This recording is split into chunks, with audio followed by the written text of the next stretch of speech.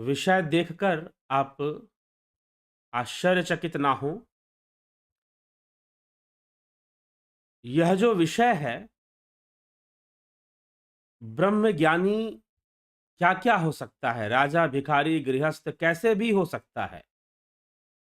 अर्थात ब्रह्म ज्ञानी के कैसे लक्षण होते हैं, कुछ इस विषय पर चर्चा इस अध्याय में आदि गुरु शंकराचार्य करते हैं। यह जो अध्याय है, उपदेश उपसंहार, और वो क्या नहीं हो सकता। तो जब हम चर्चा सुनेंगे तो ये विषय पूरी तरह से स्पष्ट होगा कि वास्तव में ब्रह्म ज्ञानी के विषय में क्या कहा जा रहा है, किस तरह से बताया जा रहा है। हम पूरी चर्चा सुनेंगे तो स्पष्ट हो जाएगा। साथ ही वो क्या नहीं हो सकता है, तो कहा जा रहा है कि वो कभी भी धोखेबाज नहीं हो सकता, फ्रॉड नहीं हो सकता, इस तरह की चीजें उसके साथ नहीं हो सकती हैं। तो कैसे बातें हैं, उस पर हम चर्चा करेंगे। तो इसीलिए एक और विषय साथ में है जुड़ा हुआ, आर्मी के नाम पर फ्रॉड। आप सोच रहे होंगे कि ये क्या बात है, आर्मी के नाम पे फ्रॉड, ये कैसे फ्रॉड की चर्चा है। तो चलिए चर्चा करेंगे। और ब्रह्मज्ञानी क्या-क्या हो सकता है, उसके अंदर कैसे लक्षण गुण हो सकते हैं, उसकी चर्चा तो आदि गुरु शंकराचार्य कर ही रहे हैं। तो हम सुनते हैं उस चर्चा को और समझने का प्रयास करते हैं कि क्या कहा जा रहा है।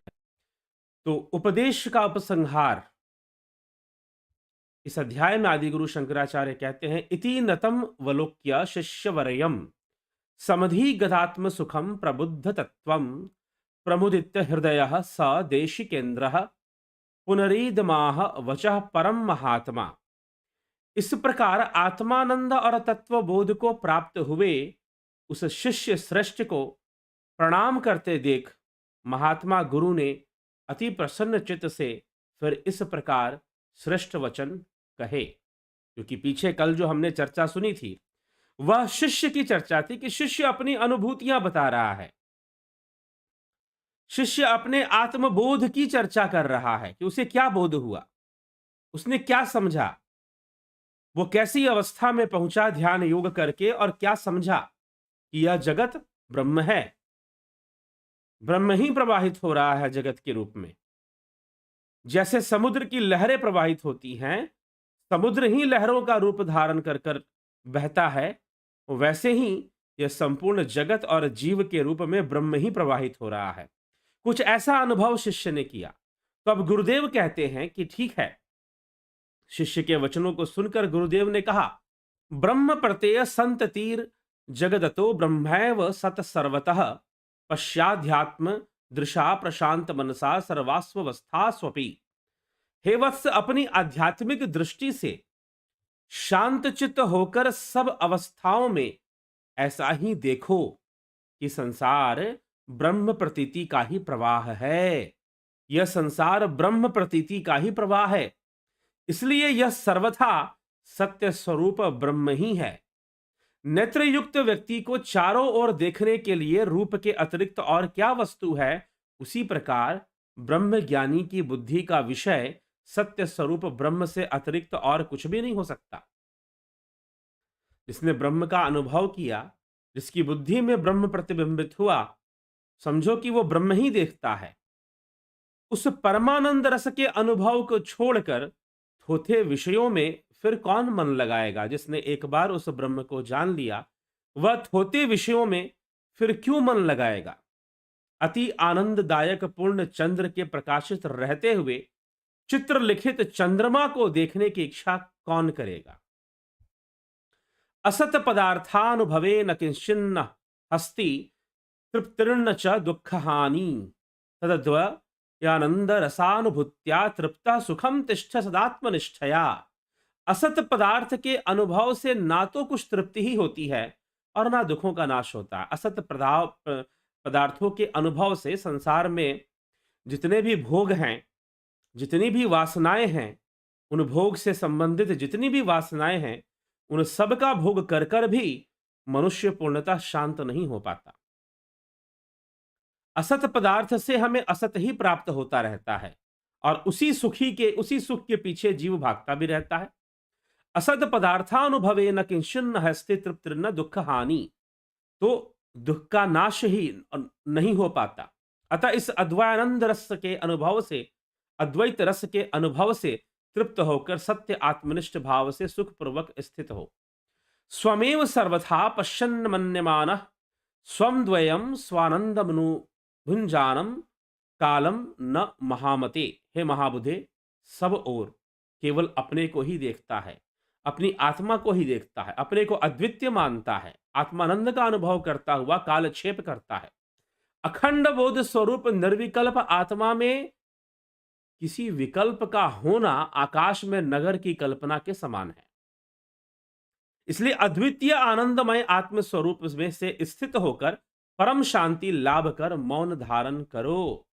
महात्मा ब्रह्मवेता मिथ्या विकल्पों की हेतभूता बुद्धि की जो ब्रह्म भाव से मौनावस्था है, ब्रह्म भाव की मौनावस्था, ब्रह्म भाव की मौनावस्था कैसी होती है? ब्रह्म भाव की अभी मौनी अमावस्या आएगा कुछ दिनों बाद, मौनी अमावस्या। बहुत सारे लोग मौनी अमावस्या को गंगा स्नान करते हैं, नर्मदा स्नान करते हैं, कुंडों में नदियों में स्नान भी करते हैं और मौन व्रत रखते हैं। संभवतः 1 फरवरी को मौनी अमावस्या आ जाएगा, तो लोग करते हैं। लेकिन यहां ब्रह्म भाव में मौन रहने की बात कही जा रही है। ब्रह्म भाव में मौन रहना मतलब, ब्रह्म भाव में मौन रहने का तात्पर्य कि मौन रहो, कोई कुछ कहो मत, कुछ करो मत।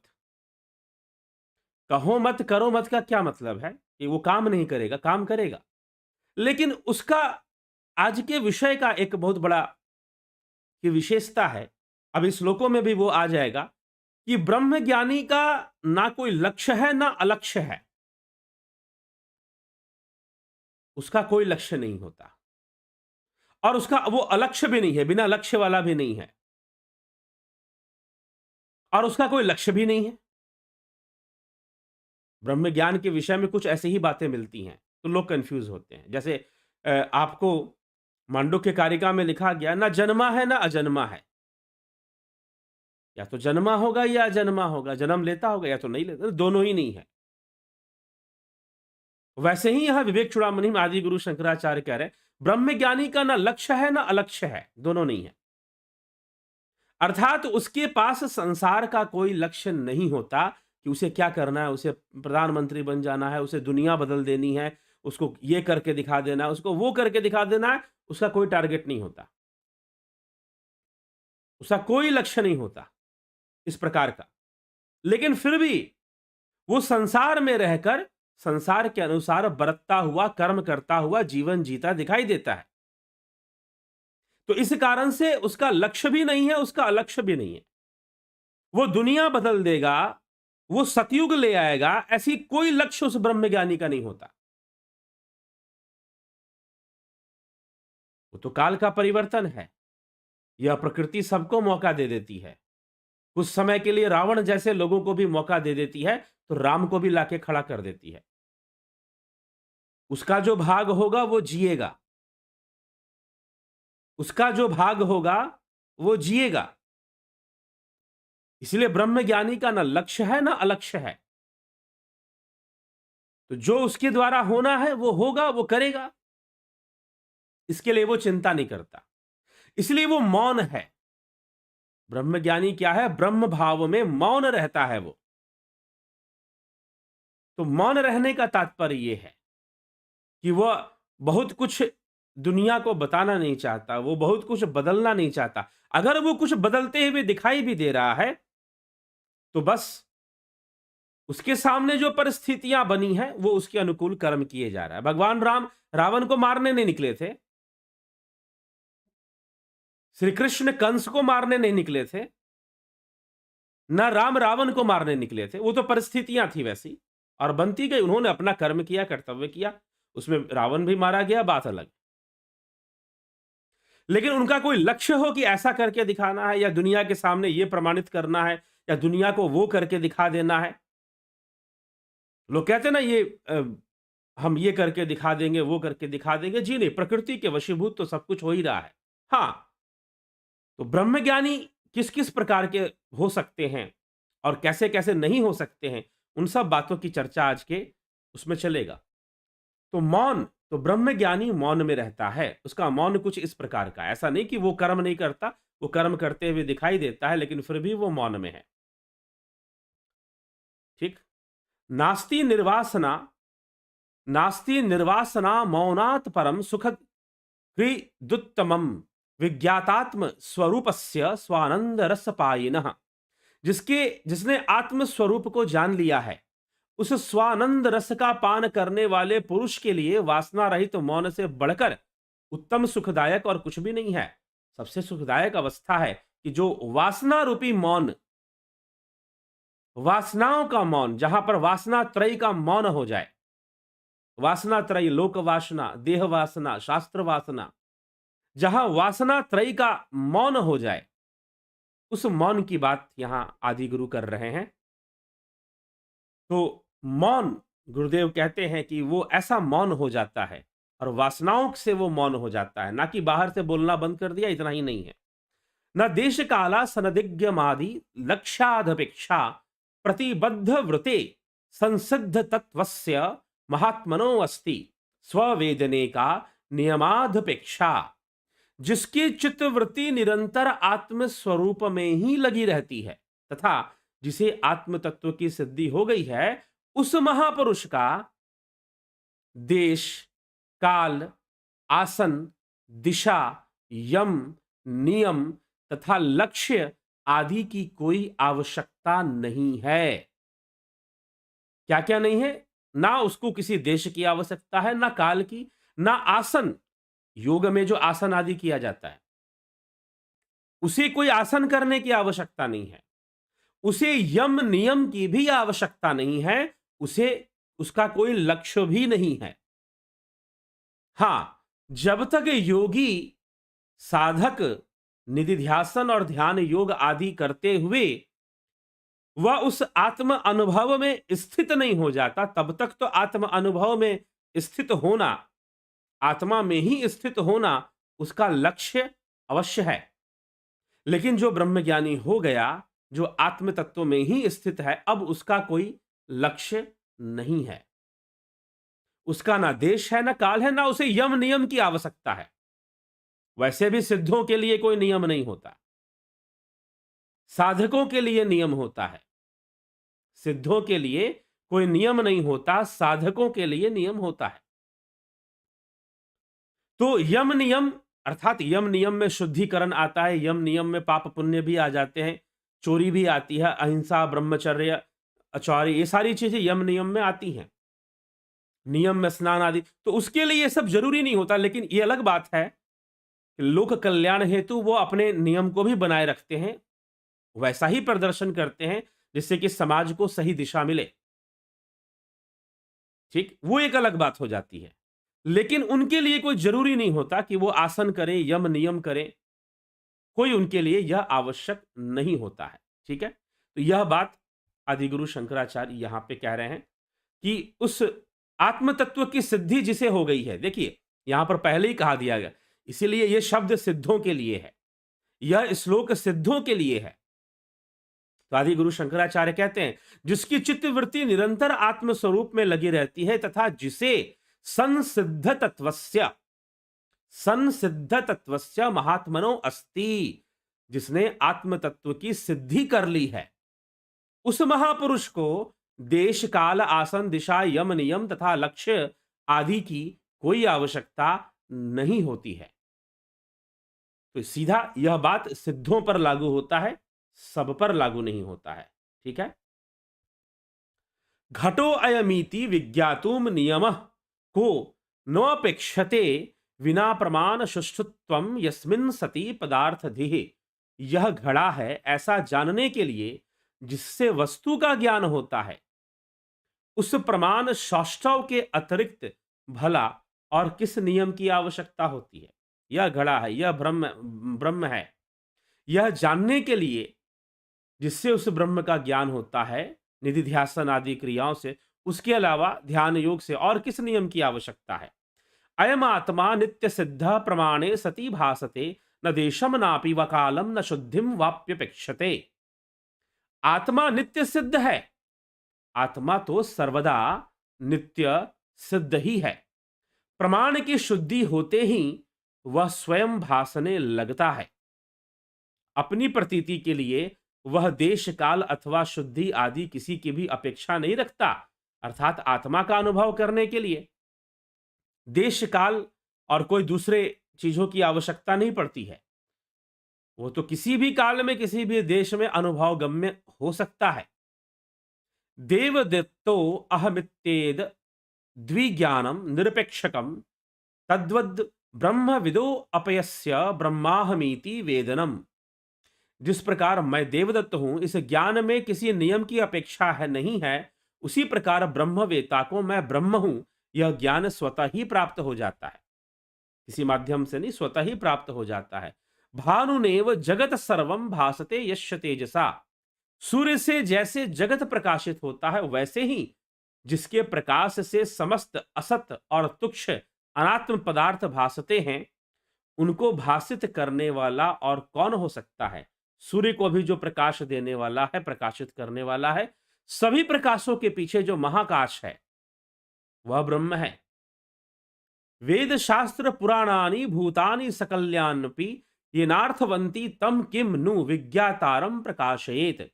वेद शास्त्र पुराण और समस्त भूत मात्र जिससे अर्थवान हो रहे हैं, उस सर्वसाक्षी परमात्मा को भला दूसरा कौन प्रकाशित करेगा।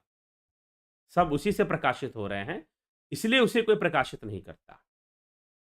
तो इस प्रकार से चर्चा करते हुए कहा जा रहा है, यह आत्मा स्वयं प्रकाश है, अनंत शक्ति है, अप्रमेय है और सर्वानुभव स्वरूप है। इसको ही जान लेने पर वह ब्रह्मवेताओं में सर्वश्रेष्ठ महात्मा संसार बंधन से मुक्त होकर धन्य हो जाता है।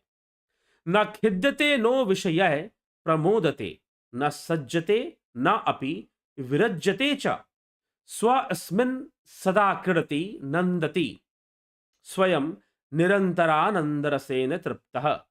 विषयों के प्राप्त होने पर वह न दुखी होता है, न आनंदित होता है, ना उनमें आसक्त होता है। अगर उसे विषय मिल जाए तो वो उनसे दुखी भी नहीं होता, सुखी भी नहीं होता, आनंदित भी नहीं होता और उनमें आसक्ति भी नहीं रखता। तो क्या ब्रह्म ज्ञानी को विषय प्राप्त हो सकते हैं? जी बिल्कुल हो सकते हैं।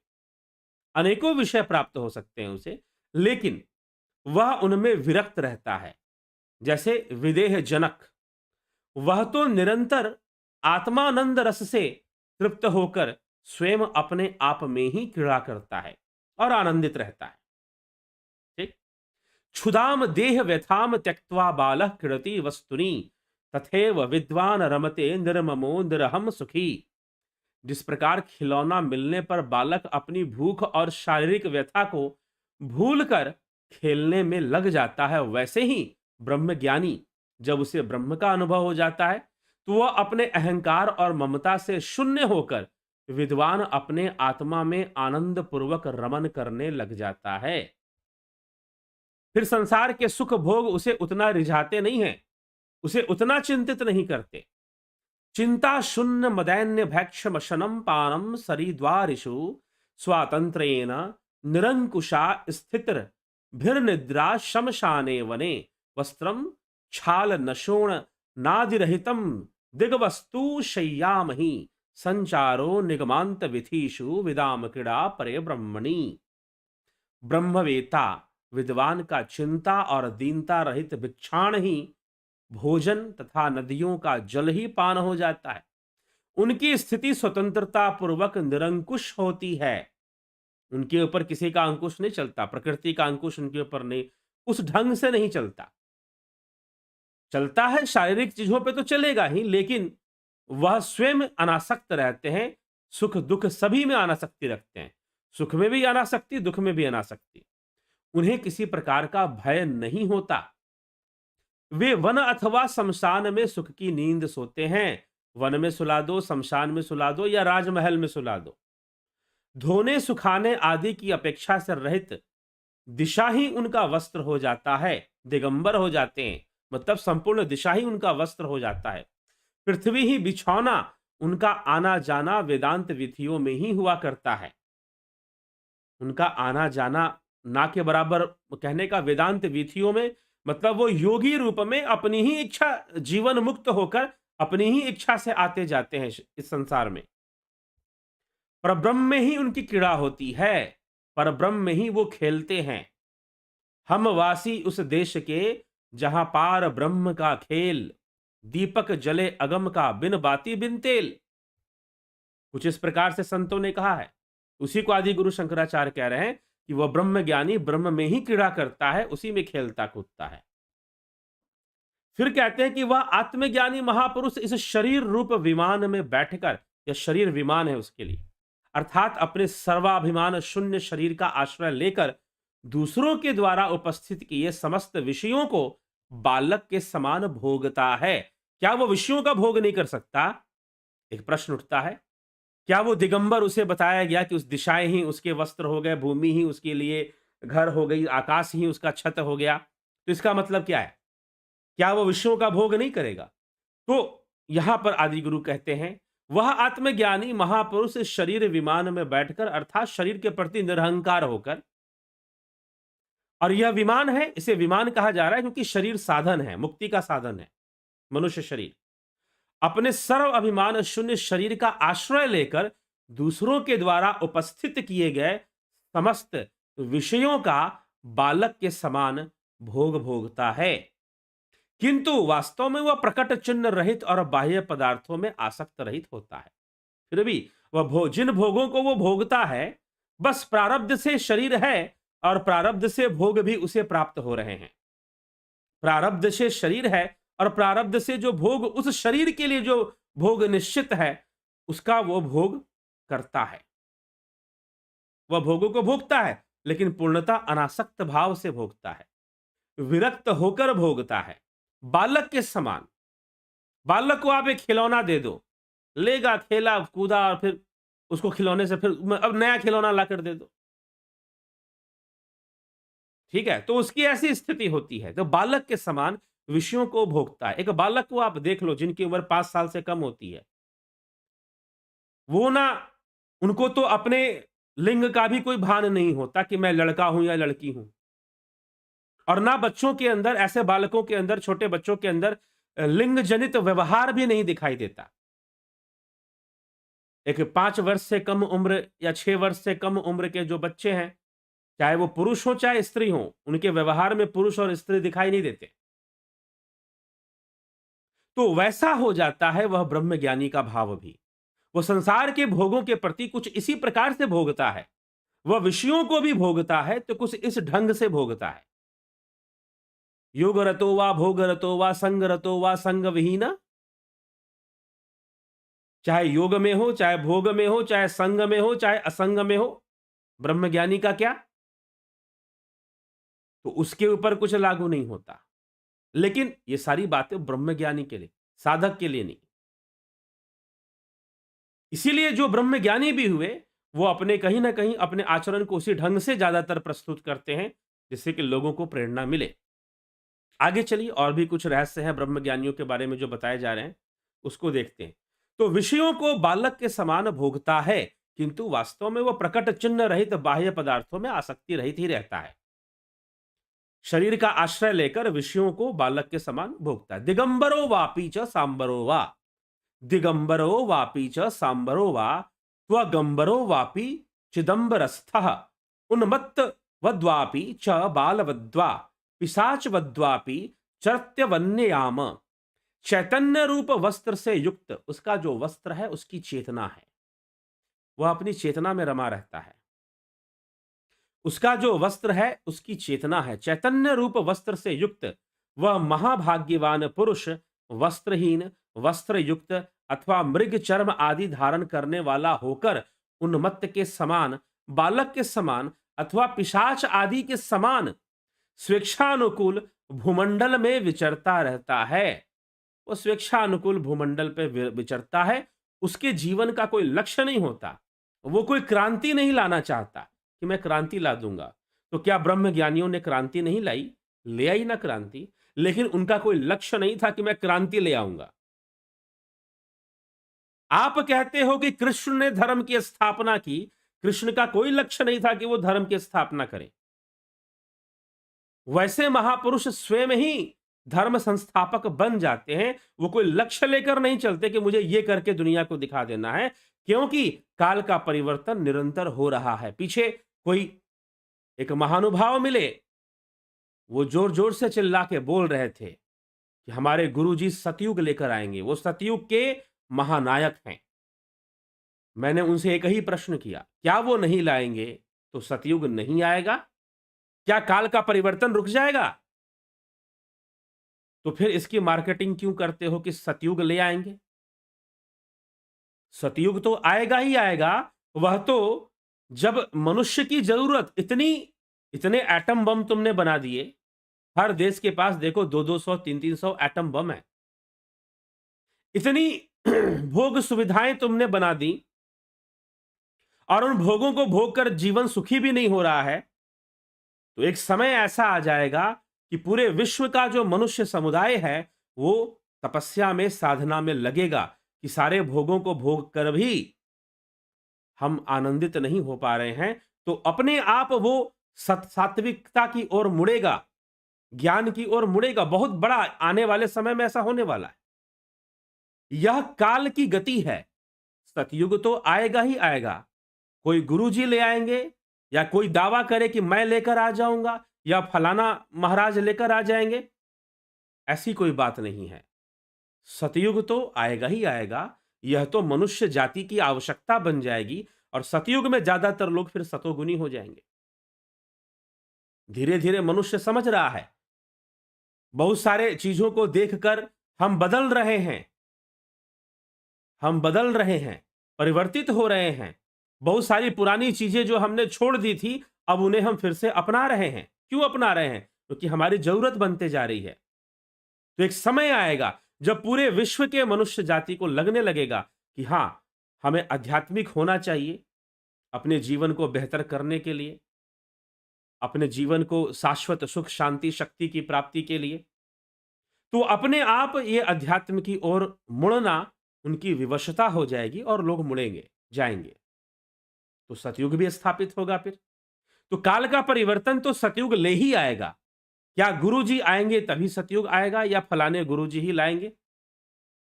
ठीक है, गुरुजी ने भी सतयुग की ओर एक प्रयास किया है, तो बहुत अच्छी बात है। सबको करना चाहिए थोड़ा प्रयास। लेकिन उसी कारण से सब उनकी शरण में जाएं, क्योंकि वो सतयुग लेकर आएंगे, इसलिए सब उनकी शरण में चले जाओ। इस तरह का जो घोषणा है वह उचित नहीं है। बस यही कहने का तात्पर्य है। तो इसीलिए उस ब्रह्मज्ञानी का कोई लक्ष्य नहीं होता। क्यों लक्ष्य नहीं होता? समझ लीजिए। वह जान जाता है कि प्रकृति कर्म के विधान से चलती है। काल का परिवर्तन निश्चित है। काल का परिवर्तन तो आएगा ही आएगा, वह तो निश्चित है, वो होगा ही होगा। तो सब कुछ प्रभाव में, उस परिवर्तन के प्रभाव में चीजें आगे बढ़ती रहती हैं। चीजें आगे बढ़ती रहती हैं। अगर मैं भी आपको कुछ बताता हूं, बोलता हूं, तो वो काल और प्रकृति का ही प्रभाव है। उसके प्रभाव में ही बाह्य चीजें उसी के प्रभाव में चलती हैं। तो कुछ करना है, कुछ परिवर्तन प्रकृति ने ले आना है, आवश्यक परिवर्तन, तो फिर वो ऐसे लोगों को, वैसे ही उनके अंदर त्रिगुणी माया उसी ढंग से काम करती है फिर कि ये चेंजेस ले आने हैं, ये परिवर्तन आना जरूरी है। तो वैसे योद्धा, वैसे पुरोधा समाज में दिखने फिर शुरू हो जाते हैं अपने आप, जो परिवर्तन उनके माध्यम से आता है। लेकिन वह तो सब काल की ही गति है। रावण आया, फिर राम आ गए, बलि आए, वामन आ गए। तो यह तो सब काल की ही गति है और वो चलता ही रहेगा। तो इसीलिए ब्रह्मज्ञानी इस बात की चिंता नहीं करता कि वह सबका कल्याण कर देगा या सारी दुनिया बदल देगा। इस बात के लिए वो बहुत ज्यादा चिंतित नहीं होता है। वो बस अपना कर्म चलता रहता है, उसके माध्यम से जिनका कल्याण होना है वो होता है। उनका संपर्क प्राप्त कर कर उनका कल्याण भी होता है। ठीक है। तो कुछ इस तरह की चर्चा, निर्लिप्त चर्चा आदि गुरु शंकराचार्य ब्रह्म ज्ञानी के विषय में कर रहे हैं। तो वो इसलिए यहां पर पिशाच आदि भी लिख दिया गया। बालक के समान या फिर पिशाच आदि के समान स्वेच्छानुकूल होकर भूमंडल पर विचरता रहता है। उसे फिक्स मत करो कि फलाना व्यक्ति ही ब्रह्म ज्ञानी इस तरह से दिखाई देगा। आगे सुनिए, आगे और कुछ ऐसी बातें वो लिखेंगे अच्छे से। कामानी कामरूपी संसचर्त्य के कचरो मुनि स्वात्मनैव सदाष्ठ स्वयं सर्वात्मना स्थितः। स्वयं सर्व आत्म भाव से स्थित, सदा अपने आत्मा में ही संतुष्ट और अकेला विचरने वाला वह मुनि अपने इच्छा अनुसार अन्न ग्रहण करता है और मनमाना रूप धारण करके विचरता रहता है। मनमाना रूप धारण करके विचरता है। क्या मतलब उसका कोई यूनिफॉर्म है क्या कि वो यूनिफॉर्म पहन लेगा तो ब्रह्मज्ञानी घोषित हो जाएगा? लेकिन लोग यूनिफॉर्म बना देते हैं। स्वयं सर्व कामानी कामरूपी, कामानी कामरूपी, स्वयं सर्व आत्मभाव से स्थित, आत्मभाव में स्थित होकर सदा अपने आत्मा में ही संतुष्ट होकर अकेला विचरने वाला वह मुनि, अकेला मतलब क्या? घर बार छोड़ के अकेला विचरेगा? जी नहीं।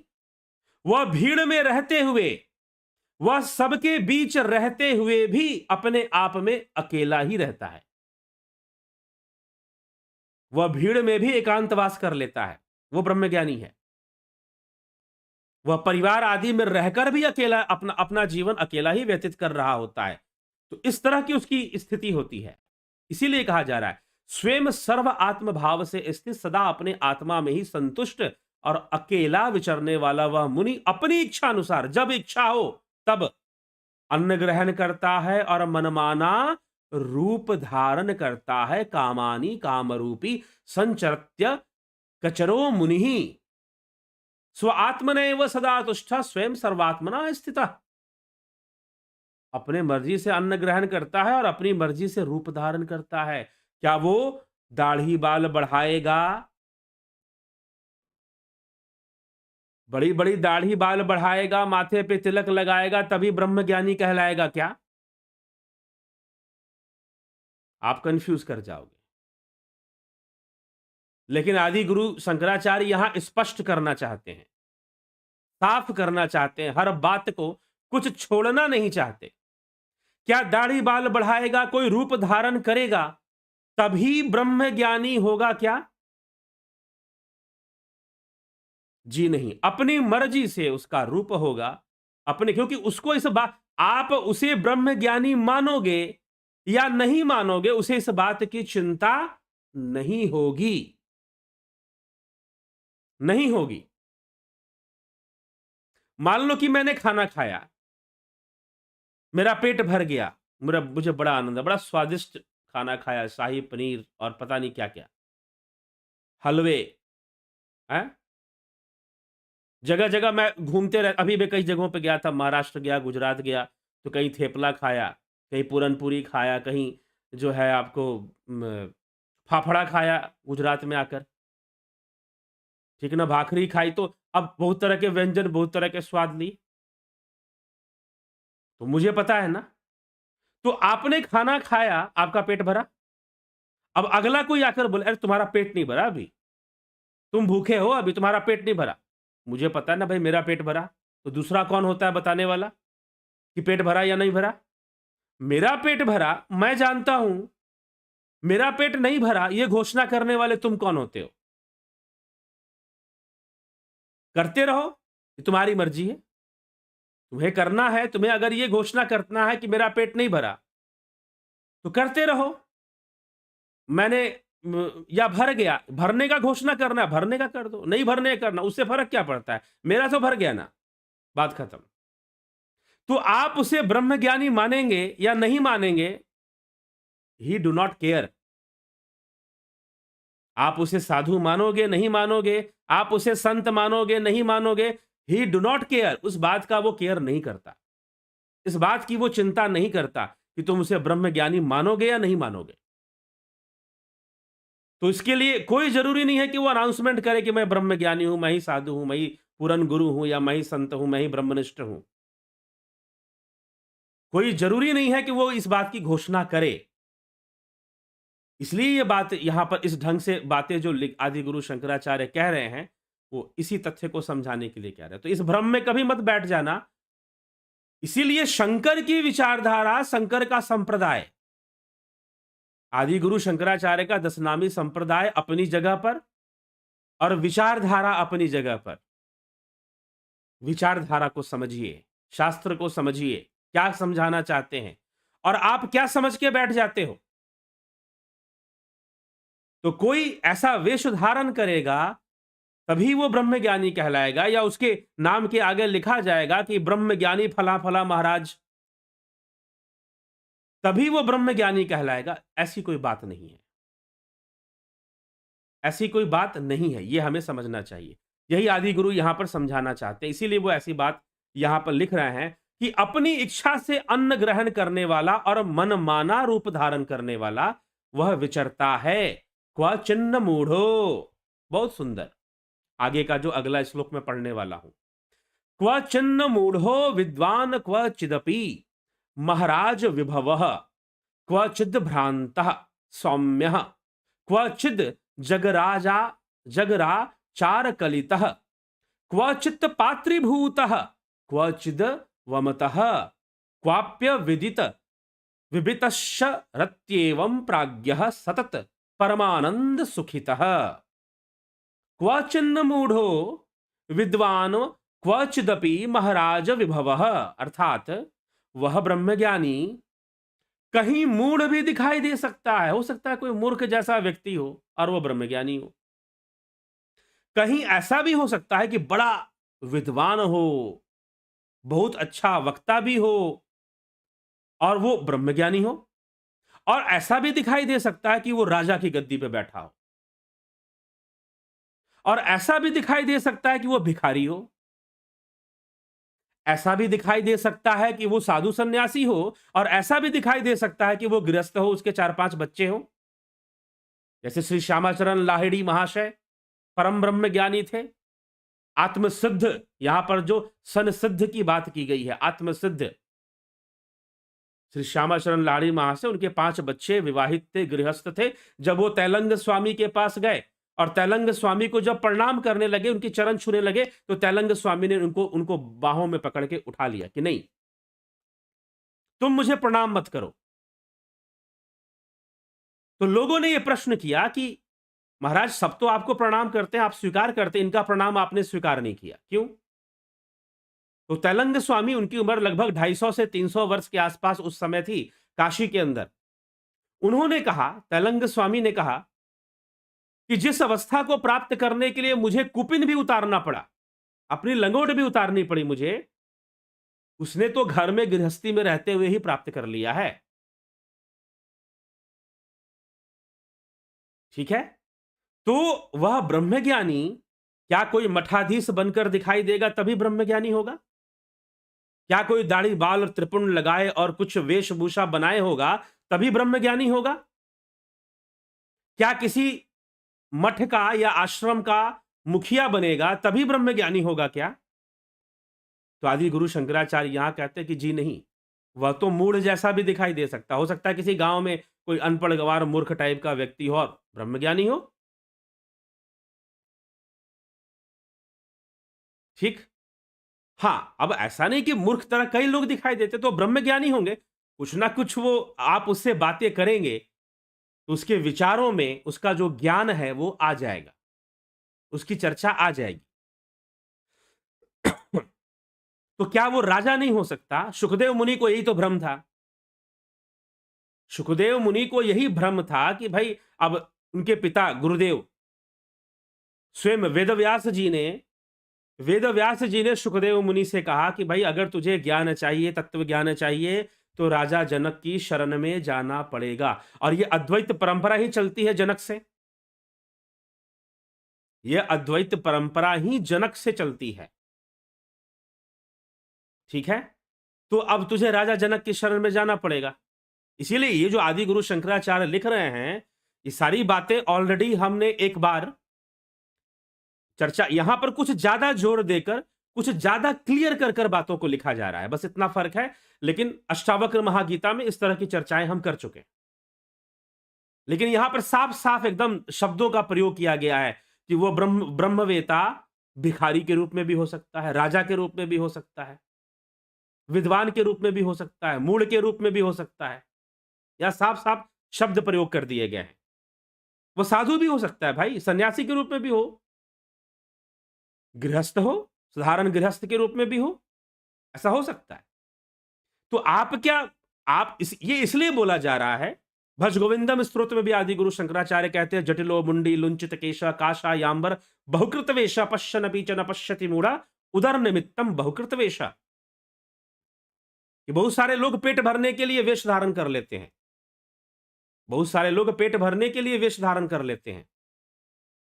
उदर निमित्तम बहुकृत वेश पश्यन पीच न पश्यति मूढ़ा, मूढ़ व्यक्ति देख कर भी नहीं देख पाता, मूढ़ व्यक्ति देख कर भी नहीं देख पाता।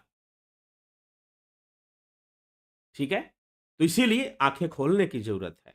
लोगों के विचारों को पकड़ा करो, उनकी वेशभूषा को मत पकड़ा करो। वेशभूषा से ही किसी को ब्रह्म ज्ञानी क्या भविष्य वक्ता होगा जो सबका भविष्य बता रहा होगा? यह भी कोई जरूरी नहीं, हो भी सकता है कि भविष्य वक्ता की तरह काम कर रहा हो, लेकिन जब भी वो अपनी बातें रखेगा, आप उससे बात करेंगे, तो वो कुछ ना कुछ सामान्य रूप से निरहंकार भावना से वो कुछ ना कुछ ऐसी चर्चा जरूर करेगा जिससे कि, और उसके संपर्क से, अब शिव महापुराण में तो ये लिखा गया है वायवीय संहिता में कि ब्रह्म ज्ञानियों के संपर्क से आपको आनंद की अनुभूति होती है, संतोष मिलेगा, आपको आपको सेटिस्फैक्शन मिलेगा।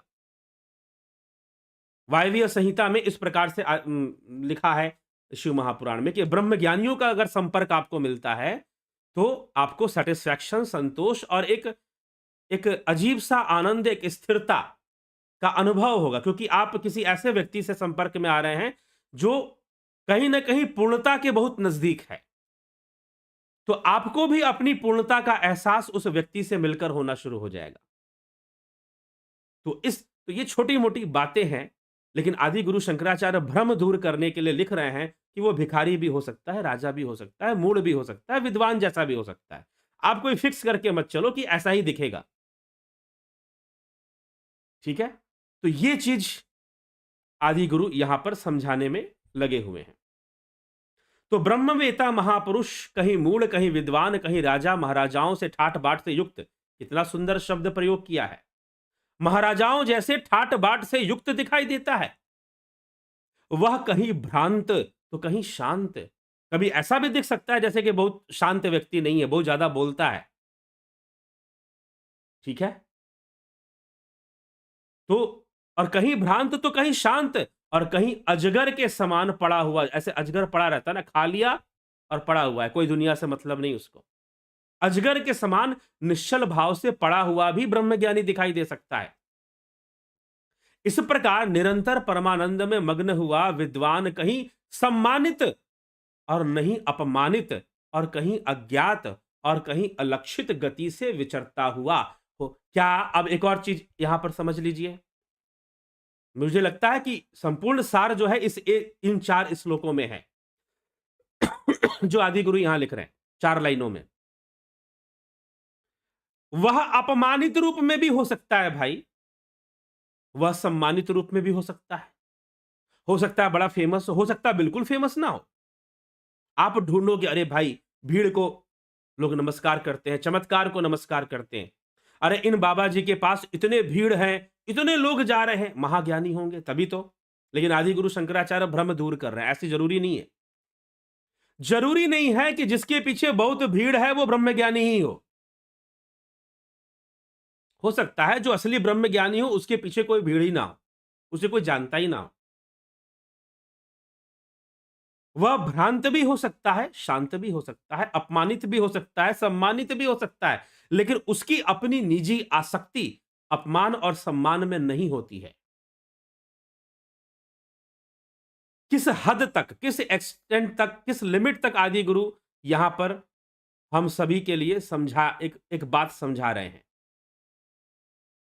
क्या वो बहुत अपमानित हुआ तो वो ब्रह्मज्ञानी नहीं है क्या? हो सकता है वो ब्रह्मज्ञानी हो, लेकिन उसे अपमान में कोई आसक्ति नहीं होगी, उसे सम्मान में भी आसक्ति नहीं होगी, लोगों ने सम्मान दिया तो भी आसक्ति नहीं। ठीक है? तो वो अपनी उस परिस्थिति में, मतलब यह उसका ही अपना विषय है। आप ढूंढने, अगर सही ब्रह्मज्ञानी के पास पहुंचना चाहते हो तो इन सब भ्रांतियों को लेकर जाओगे कि वो ऐसा दिखाई देगा, वैसा दिखाई देगा, तो आप भ्रमित हो सकते हो। उसके विचार ही उसके विचार ही कुछ स्पष्ट कर पाएंगे। ठीक है? हाँ, एक शांति, एक कांति, एक निश्चिंतता, इस जैसे कुछ गुण उसके अंदर दिखाई दे सकते हैं। कई बार वो भ्रांति युक्त जैसा भी दिखाई दे सकता है। ठीक है? तो ये सारी बातें आप इसको समझिए और ये हमें समझना चाहिए, तभी जाकर हम कुछ अपना कल्याण कर पाएंगे और हम शायद सही रास्ते पर चल पाएंगे। और बहुत धर्म के नाम पर, गुरु के नाम पर, ब्रह्मज्ञानी के नाम पर जो बहुत सारा प्रपंच फैला हुआ है समाज में, उसका निवारण हो पाएगा, निराकरण हो पाएगा। ठीक है? तो वो बहुत जरूरी है उसका निवारण होना। तो ब्रह्मज्ञानी किस रूप में दिखाई देगा? सुखदेव मुनि अब राजा जनक के पास गए तो उनके मन में, दिमाग में, अरे ये राजा, इसकी इतनी रानियां, इसका इतना पाठ, इतना महल और इतना सब कुछ इसका है, ये क्या होगा? ये क्या ज्ञान देगा मुझको? सुखदेव मुनि के मन में तो यही भ्रम चल रहा है। जाते हैं और एक बार लौट के आ जाते हैं। वेद व्यास जी पूछते हैं कि बेटा ज्ञान देने गया था या ज्ञान लेने गया था? जब पूछते हैं तो सुखदेव मुनि का सिर नीचा हो जाता है। मैंने तो ज्ञान लेने के लिए तुझे भेजा था, तू ज्ञान देने गया था क्या? तो ज्ञान लेने जाओ और जैसा वो कहते हैं वैसा करो। ठीक है? और तब सुखदेव मुनि आंख बंद कर कर पहुंचे कि भाई जब पिता ने ऐसा कहा है, वेदव्यास जी ने ऐसा समझाया है, तो मुझे जाना ही पड़ेगा। और वो जाते हैं, कोई विकल्प नहीं है मेरे पास अब जाने के अलावा। वैकुंठ से भी तो मार के भगा दिया गया मुझको। तो वो राजा जनक की शरण में फिर जाते हैं और राजा उनको 7 दिन बाद अपने 7 द्वारों से होकर मिलते हैं और चर्चा होती है। लंबी कहानी है, आग लग जाती है महल में। ठीक है? फिर भी राजा चर्चा करते रहते हैं। ऐसे कथा आती है। एक जगह मैंने किसी वीडियो में पूरी कहानी सुनाई है, कथा सुनाई है ये वाली, सुखदेव मुनि वाली। तो इसीलिए ब्रह्मज्ञानी ठाट बाट से युक्त राजा महाराजा की तरह रह रहा हो, भिखारी की तरह रह रहा हो, मूढ़ की तरह रह रहा हो या विद्वान की तरह रह रहा हो, यह कोई बाहरी प्रदर्शन उसकी पहचान नहीं बन सकती है। बाहरी प्रदर्शन उसकी पहचान नहीं बन सकती है। खूब माथे पे त्रिपुंड लगाकर दाढ़ी बाल बढ़ाएगा तभी ब्रह्मज्ञानी होगा, ऐसा भी तो नहीं है। तो इस सारे विषयों को समझकर अपने भ्रम को दूर कर लेना चाहिए, संशयों से मुक्त हो जाना चाहिए। ठीक है? चलिए, निर्धनो अपि सदा तुष्टो। अब कह रहे हैं कि वो निर्धन भी हो सकता है। निर्धनो अपि सदा तुष्टो अप्य सहायो महाबलः नृत्य तृप्तो अप्य भुंजानो अप्य समः समदर्शनः।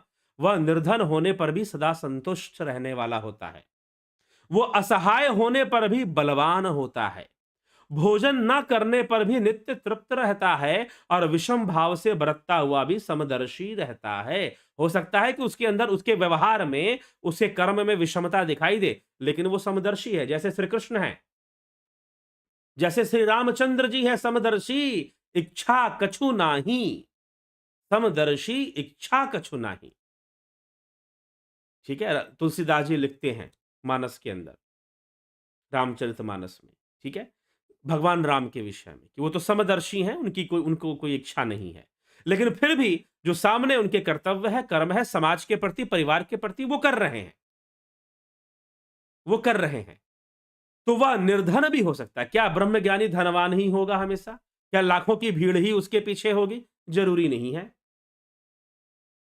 जरूरी नहीं है। तो जो प्रकृति का रहस्य जान जाते हैं, जो अपनी चेतना को जागृत कर लेते हैं, वो बहुत तरह के भ्रम से दूर हो जाते हैं। और वो, उनके लिए फिर कोई बहुत बड़ा कोई लक्ष्य अलक्ष्य नहीं होता कि मैं ये करके दिखा दूंगा, वो करके दिखा दूंगा। जो होना है वो अपने आप ही होता जाता है। प्रकृति के वशीभूत सब कुछ हो जाता है उनके माध्यम से। कोई बहुत कुछ होना होता है तो हो जाता है। ठीक है? नहीं तो कुछ ब्रह्मज्ञानी ऐसे भी होते हैं जिनको आप कभी नहीं जान पाते। पता नहीं, हो सकता है कि किसी कंदरा में, गुफा में वो बैठे हों, हो सकता है कि कोई गृहस्थ जीवन जी रहे हों और बहुत कम लोग उनके संपर्क में आ रहे हो। कई ब्रह्म ज्ञानी और ऐसे सिद्ध पुरुषों के बारे में तो लोग तब जान पाए जब तक वो शरीर त्याग कर जा चुके थे, तब उनको लोग जान पाए कि भाई ऐसे ये महापुरुष थे, ऐसे ऐसे इन्होंने लोगों का कल्याण भी किया। जानती नहीं दुनिया, क्योंकि वो अपनी जगह पर अपना काम करते चलते हैं, करते चलते हैं, करते चलते हैं। ठीक है, तो ये सारी चीजें हैं। तो यह सब वो अनासक्त रखते हैं। वो प्रकृति जो पीड़ा देती है उसको भी अनासक्त भाव से भोगते हैं। अगर प्रकृति ने भोग दे दिया, प्रारब्ध से भोग मिल गया, उसको भी अनासक्त भाव से भोगते हैं, आगे बढ़ जाते हैं। सब कुछ आगे बढ़ जाता है। इसीलिए निर्धन होकर भी संतुष्ट होते हैं, असहाय होकर भी बलवान होते हैं। अपि कुर्वन्नु कुर्वानश्च भोक्ता फल भोग्य अपि शरीरर्यप्य शरीरेश परिच्छिन्नो अपि सर्वगः। वह महात्मा सब कुछ करता हुआ भी अकर्ता है। वह ब्रह्मवेता, वह ब्रह्मज्ञानी सब कुछ करता हुआ भी अकर्ता है। नाना प्रकार के फलों का भोग करता हुआ भी अभोक्ता है। वह सब कुछ करता हुआ भी अकर्ता है। यहीं पर अब श्रीमद् भगवद गीता का उपदेश आ जाएगा, जो श्री कृष्ण समझाने में लगे हुए हैं अर्जुन को। जो सब कुछ करता हुआ भी अकर्ता है, नाना प्रकार के फलों को भोगता हुआ भी अभोक्ता है, शरीरधारी होने पर भी अशरीरी है और परिच्छिन्न होने पर भी सर्वव्यापी है। वह स्वयं ही सर्वव्यापी है। अशरीरम सदा संतमीमं ब्रह्मविदम क्वचित प्रिया प्रियेन स्पृशतस्ततैव च शुभाशुभे। सदा अशरीर भाव में स्थित रहने से भी यह ब्रह्मवेता को प्रिय अथवा अप्रिय तथा शुभ अथवा अशुभ कभी छू नहीं सकता। उसे शुभ अशुभ कभी छू नहीं सकता है। ठीक है, जिस देहाभिमानी के स्थूल सूक्ष्म आदि देहों से संबंध होता है, उसी को सुख अथवा दुख तथा शुभ अथवा अशुभ की प्राप्ति होती है। जो जिसकी आत्म भावना देह में है, वही सुख दुख से प्रभावित होगा, और जिसकी आत्म भावना शरीर में नहीं, वो कभी सुख दुख से प्रभावित ना होगा। वास्तविक बात को ना जानने के कारण, जैसे राहु से ग्रस्त ना होने पर भी ग्रस्त सा प्रतीत होने के कारण लोग भ्रमवश सूर्य को राहु ग्रस्त कहते हैं, वैसे ही देहादि बंधन से छूटे ब्रह्मवेता का आभास मात्र शरीर देखकर अज्ञानी जन उसे देह युक्त सा मान लेते हैं। यह उनका भ्रम है। कितनी सुंदर बात रखी गई है। क्या सूर्य ग्रहण लगता है? आप एक बताइए, क्या सूर्य ग्रहण लगता है? क्या राहु कभी सूर्य को अपना ग्रास बनाता है? कभी नहीं, नेवर। सूर्य को कोई भी ग्रहण नहीं दे सकता, परंतु कुछ चंद्रमा, सूर्य और पृथ्वी, इन तीनों का कुछ ऐसा समीकरण बनता है कि पृथ्वी के एक हिस्से पर सूर्य ढक जाता है। उस काल के लिए चंद्रमा की परछाई आ जाती है, चंद्रमा बीच में आ जाता है कभी, तो सूर्य ग्रहण आ जाता है फिर। ठीक, कभी चंद्रमा के ऊपर पृथ्वी की परछाई चली जाती है तो चंद्र ग्रहण हो जाता है। तो यह जो छाया है, यही तो राहु है। तो राहु एक भ्रम है। जो लोग ज्योतिष में और ग्रहों की स्थिति में भी राहु से भयभीत रहते हैं, डरिए मत। राहु मात्र एक भ्रम, और राहु भ्रम ही पैदा करता है। इसलिए यहां पर कहा जा रहा है कि जैसे जैसे सूर्य है और सूर्य को राहु ग्रास लेता है, राहु नामक कोई चीज नहीं होती, ना ग्रसती है। इसलिए राहु और केतु छाया ग्रह कहे गए हैं। इनका फिजिकल एग्जिस्टेंस होता ही नहीं है। तो जिस प्रकार से एक भ्रम पैदा हो जाता है कि सूर्य को ग्रहण लग गया, वास्तव में कोई ग्रहण नहीं लगता, वैसे ही ब्रह्मज्ञानी पुरुषों के बाहरी कर्मों को देखकर जो लोग अज्ञानी हैं, वो ये समझ लेते हैं कि भाई यह भी तो वैसे ही है जैसे हम हैं, यह भी तो वैसे ही हैं जैसे हम हैं। वो इस भ्रम में पड़ जाते हैं लोग ऐसा देखकर। ठीक है, तो हमें यह विचार करने की आवश्यकता है, सोचने की आवश्यकता है। तो बाह्य प्रदर्शन से, बाह्य अभिव्यक्तियों से ब्रह्मज्ञानी का सही सही निश्चय नहीं होता है, कहने का मतलब यह है। ठीक, तो यही आदि गुरु शंकराचार्य लगभग 7-8 से इस श्लोकों को उन्होंने मात्र इसी विषय पर लिखा हुआ है। कैसे समझोगे? भिखारी द्वेष समझोगे? क्या कोई साधु होगा, साधु वेश धारण किया होगा, उससे ब्रह्मज्ञानी मानोगे? कैसे मानोगे?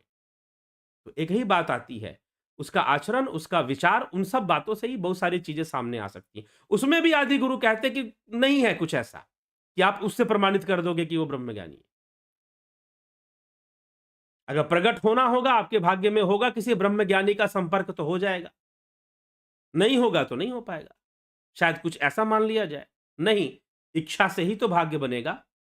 जब तक वैसी कामना नहीं करोगे, जब तक ऐसी इच्छा नहीं करोगे, जब तक ऐसी सोच नहीं रखोगे कि मुझे किसी ब्रह्म ज्ञानी का सानिध्य मिले या उसकी प्रेरणा मिले, तब तक वैसा संपर्क का संयोग भी भला कैसे बनेगा। तो इसीलिए कृष्ण कर्म करने का उपदेश देते हैं कि तुम कर्म करो, निष्काम भावना से कर्म करो, सदकर्म करो, उचित कर्म करो, जो कर्तव्य तुम्हारे सामने है उसको तुम करो, स्वार्थ में मत करो, भ्रमित होके मत करो। ठीक है, तो यह चीज है। तो ब्रह्म ज्ञानी के विषय में ये बातें स्पष्ट आदि गुरु इसलिए कर रहे हैं कि आप बाहरी वेश देखकर या बाहरी बातों को ध्यान में रखकर किसी का ब्रह्म ज्ञानी होने का निश्चय ना करिए। ठीक है, यही उनका उद्देश्य है। चलिए, यह मुक्त पुरुष का शरीर तो सांप की केचुली के समान प्राण वायु द्वारा कुछ इधर उधर चलायमान होता हुआ पड़ा रहता है। जैसे जल के प्रवाह से लकड़ी ऊंचे नीचे स्थानों में बहा ले जाती है, उसी प्रकार दैव के द्वारा ही उसका शरीर समयानुकूल भोगों को प्राप्त होता है। मतलब ब्रह्म ज्ञानी का शरीर भी विभिन्न भोगों को प्राप्त होता रहता है, वो विभिन्न भोगों में दिखाई दे सकता है, लेकिन वह अनासक्त ही रहता है। जैसे श्री कृष्ण है, भगवान श्री कृष्ण है, उनका जीवन राजा के समान है। जनक का जीवन, विदेह जनक, मिथिल जनक, उनका जीवन राजा के समान है, लेकिन वो ब्रह्म ज्ञानी है। इसी प्रकार भगवान कृष्ण राजा जनक से मिलने और एक मिथिला के एक ब्राह्मण से मिलने गए, दोनों ही ब्रह्म ज्ञानी थे। जनक राजा थे और वो ब्राह्मण बहुत ही गरीब था, लेकिन वो भी ब्रह्म ज्ञानी था। उसके दर्शन करने द्वारिका से चलकर कृष्ण जाते हैं मिथिला में, भागवत महापुराण में कथा आती है ये।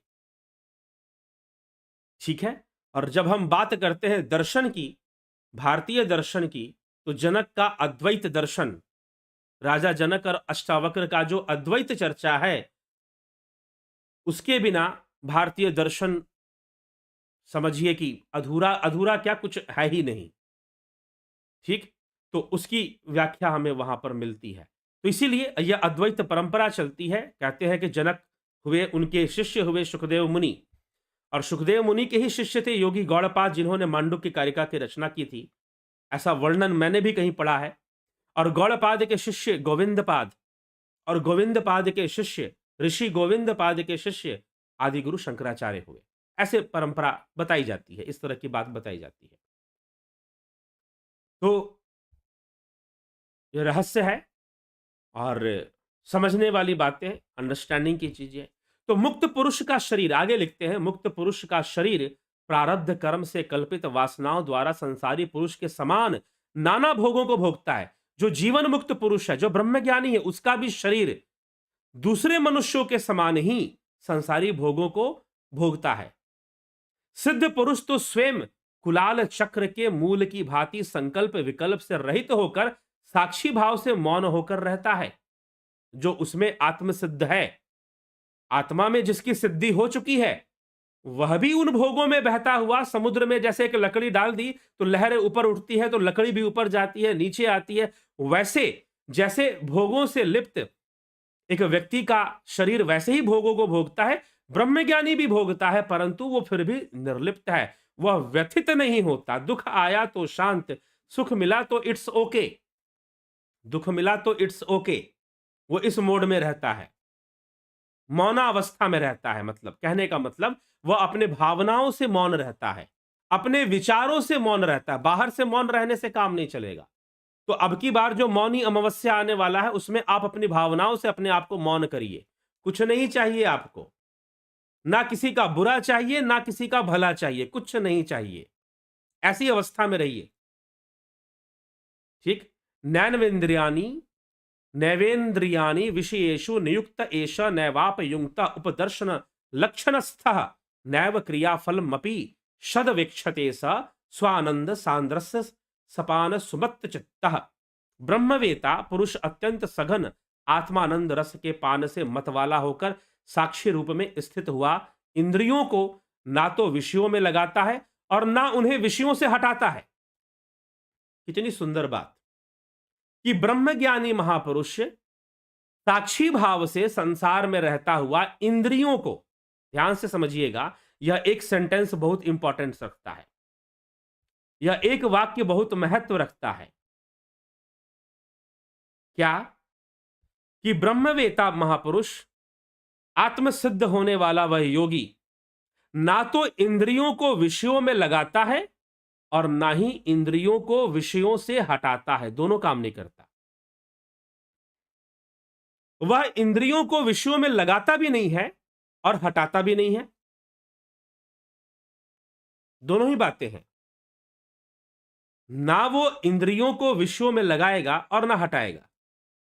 बहुत अच्छी मिठाई आ गई, मिल रहा है, खा लिया, नहीं मिल रहा, इट्स ओके। दोबारा खाने का मन किया, मिल जाएगा क्या? ठीक है, नहीं मिलेगा कोई बात नहीं, हमेशा ओके, हर कंडीशन में ओके रहता है वो। ठीक है, तो वो इंद्रियों को ना विषयों में लगाता है और ना ही विषयों से हटाता है, दोनों ही काम नहीं करता वो। ठीक, तो यह भी एक बड़ी रहस्यमयी बात आदि गुरु यहां पर लिख रहे हैं। चलिए, लक्ष्य अलक्ष्य गतिम त्यक्त्वा यस्तिष्ठित केवल आत्मनः शिव एव स्वयं साक्षादयम ब्रह्म विद्युतम।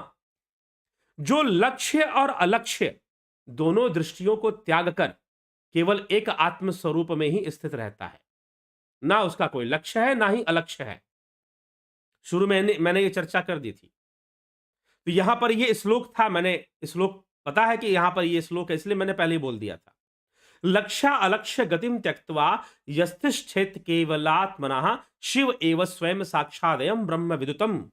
जो लक्ष्य और अलक्ष्य दोनों दृष्टियों को त्याग देता है, ना उसके लिए कुछ लक्ष्य है ना उसके लिए वो अलक्ष्य है, मतलब उसका कोई लक्ष्य भी नहीं है और वो बिना लक्ष्य का भी नहीं है, मतलब वो दुनिया बदल देगा, कोई ऐसा उसके पास कोई मिशन नहीं है। लेकिन वो कुछ करेगा भी नहीं, ऐसा भी नहीं है, वो कुछ करेगा ना भाई, संसार में आया है, इस कर्म सागर में आया है, भव सागर में है, शरीर है उसका, तो वो शरीर कुछ ना कुछ तो करेगा ना, लोगों का कल्याण ही करे भले, या जो भी करे जैसी अवस्था में हो। ठीक है, तो ये सारी बातें हैं जो हमें समझना चाहिए। तो उसका ना कोई लक्ष्य है ना ही वो बिना लक्ष्य का है, दोनों ही बातें हैं। ठीक है, वह इंद्रियों से भोगों से भोगों में इंद्रियों को लगाएगा भी नहीं और हटाएगा भी नहीं, दोनों काम नहीं करेगा। तो कुछ इस तरह का ब्रह्मज्ञानी होता है। जीवन नेव सदा मुक्त कितार्थो ब्रह्मवितम उपाधि नाशाद ब्रह्मैव सन्न ब्रह्म पेति निर्द्वयम। ऐसा ब्रह्मज्ञानी जीता हुआ भी सदा मुक्त और कृतार्थ ही है। शरीर रूप उपाधि के नष्ट होने पर वह ब्रह्म भाव में स्थित हुआ अद्वितीय ब्रह्म में ही लीन हो जाता है। जैसे ही मृत्यु आ जाएगी और शरीर रूप उपाधि नष्ट हो जाएगी, जैसे ही मृत्यु आएगी शरीर रूप उपाधि नष्ट हो जाएगी, वह स्वयं को ब्रह्म में लीन कर देगा, उसका आवागमन नहीं होगा, पुनरागमन उसका नहीं होगा। फिर तो ब्रह्म ज्ञानी कुछ इस प्रकार से जीते हैं, धरती पर आते हैं, उनके माध्यमों से कुछ लोगों का कल्याण होता है।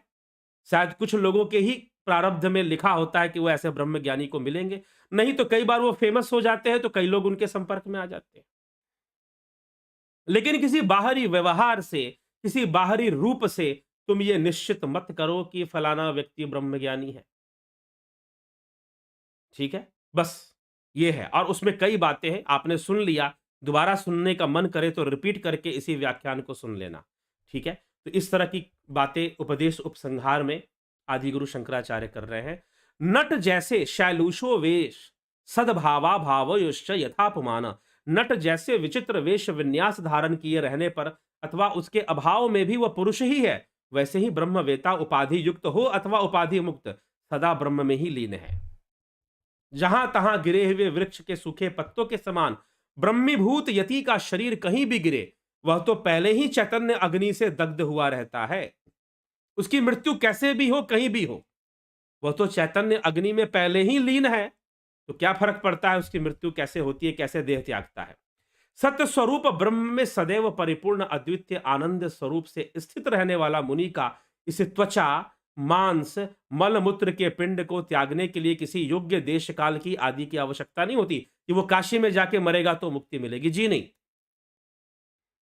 वो ये काम करेगा, गीता सुनेगा तो मुक्ति मिलेगी, भागवत सुनेगा तो मुक्ति मिलेगी, जी नहीं।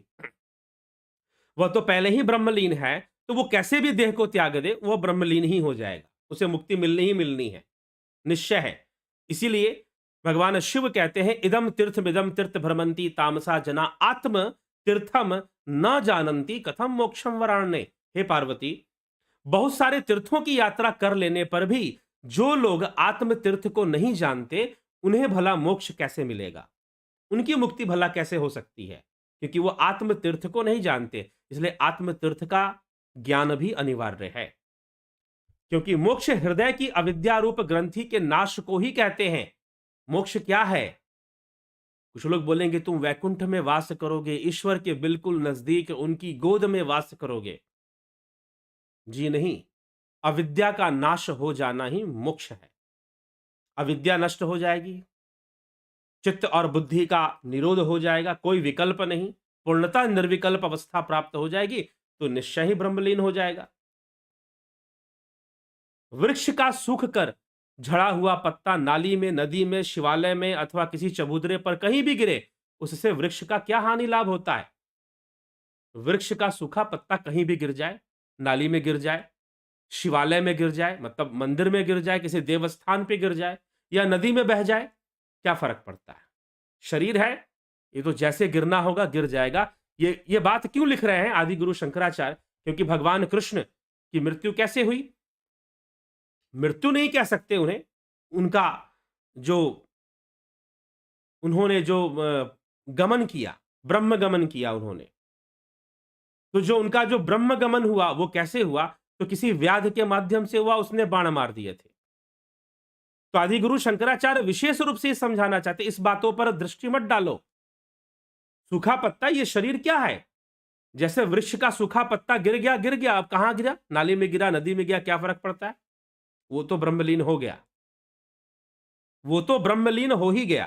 तो कुछ ऐसी स्थिति होती है, तो इसीलिए अब मृत्यु के ऊपर बोल रहे हैं।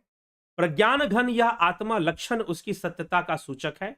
विज्ञजन, प्रज्ञान घन यह आत्मा का लक्षण उसकी सत्यता का सूचक है। विज्ञजन ऐसा अनुवाद करके उपाधि कल्पित वस्तु का ही विनाश बतलाते हैं कि उपाधियों का विनाश हो जाता है। आत्मा का लक्षण वह आत्म स्थित है, अविनाशी है। अरे यह आत्मा तो अविनाशी है, यह वेद कहते हैं, यह श्रुति कहती है। यह श्रुति भी विकारी देह आदि का नाश होने पर आत्मा के अविनाशीत्व का ही प्रतिपादन करती है कि आत्मा सर्वदा अविनाशी है। तो इस प्रकार से आदि गुरु यहां पर इन सभी विषयों को स्पष्ट कर रहे हैं कि जिस प्रकार पत्थर, वृक्ष, तृण, अन्न, भूसा, वस्त्र आदि जलने पर मिट्टी ही हो जाते हैं, उसी प्रकार यह देह, इंद्रिय, प्राण और मन आदि संपूर्ण दृश्य पदार्थ ज्ञान अग्नि से दग्ध होकर परमात्मा स्वरूप ही हो जाते हैं, क्योंकि सब तो ब्रह्म के विवर्त रूप में ही है। जैसे सूर्य का प्रकाश होने पर उससे विपरीत स्वभाव वाला अंधकार उसी में लीन हो जाता है, वैसे ही संपूर्ण दृश्य प्रपंच ज्ञानोदय होने पर ब्रह्म में ही लीन हो जाता है। तो कई बार आदि गुरु इन सब चीजों को बताते हुए आए हैं। जैसे दूध में मिलकर दूध, तैल में मिलकर तेल और जल में मिलकर जल एक ही हो जाता है, आत्मज्ञानी मुनि भी आत्मा में लीन होकर आत्मस्वरूप ही हो जाता है। तो इस तरह का गुणगान आदि गुरु शंकराचार्य यहां पर कर रहे हैं। बंधन और मोक्ष माया से ही हुए हैं, वे वस्तुतः आत्मा में नहीं है। जैसे आत्मा के लिए ना कोई बंधन है ना मोक्ष है, जैसे क्रियाहीन रज्जु में सर प्रतीति का होना भ्रम मात्र है, वैसे ही जगत के संपूर्ण सुख दुख भ्रम मात्र ही हैं। अज्ञान की आवरण शक्ति के रहने और ना रहने से ही क्रमशः बंध और मोक्ष कहे जाते हैं। ब्रह्म का कोई आवरण नहीं हो सकता, इसीलिए उससे अतिरिक्त और कोई वस्तु है नहीं, अतः वह अनावृत है। यह यदि ब्रह्म का भी आवरण माना जाए तो अद्वैत सिद्ध नहीं हो सकता, और द्वैत श्रुति को मान्य नहीं है, द्वैत वेदों को मान्य नहीं है।